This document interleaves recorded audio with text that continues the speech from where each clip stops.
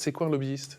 Alors, le lobbyiste est chargé de représenter et de défendre les intérêts d'un client ou d'un groupe d'intérêts auprès d'acteurs politiques ou d'instances de décision. Donc, il écoute et formalise les besoins de ses clients et veille à l'actualité parlementaire et institutionnelle pour justement appréhender les éventuelles menaces qui pourraient peser sur l'activité de son employeur.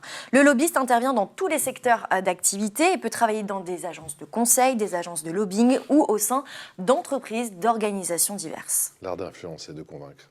Moi, je t'aurais bien vu faire ça. Vous voyez. Et tu le fais un petit peu au quotidien.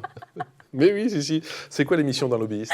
Alors, ces missions sont multiples. Il effectue de la veille juridique pour se mettre à jour sur les nouveautés législatives et réglementaires. Il peut prodiguer des conseils en s'appuyant justement sur ses recherches. Il peut convaincre des décideurs politiques de voter pour ou contre des projets de loi. Ou encore, il peut rédiger des propositions de loi et les transmettre aux institutions décisionnelles. Quelles sont les qualités requises pour devenir lobbyiste? Alors, le lobbyiste doit avoir une capacité d'écoute et d'analyse. Il doit savoir constituer un réseau fiable et solide pour étendre son influence et rencontrer des élus et des dirigeants politiques. Il doit avoir des connaissances dans des domaines divers tels que le droit, l'économie, la politique, les finances ou encore tout, quoi. La communication. Oui, voilà. Ouais. Et il doit savoir argumenter à l'écrit comme à l'oral, être motivé, rigoureux, organisé et disponible. Ouais, tout moi. tu dois être un crack. C'est quoi la formation pour devenir lobbyiste?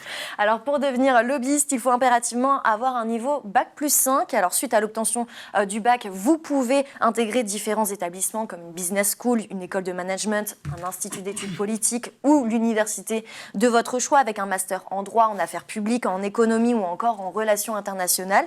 Il faut savoir que la maîtrise de l'anglais est très appréciée par les employeurs et vous pouvez également poursuivre vos études au-delà du master car certaines formations comme le master spécialisé ou le MBA en communication publique et influence permettent de se spécialiser en validant un bac+6.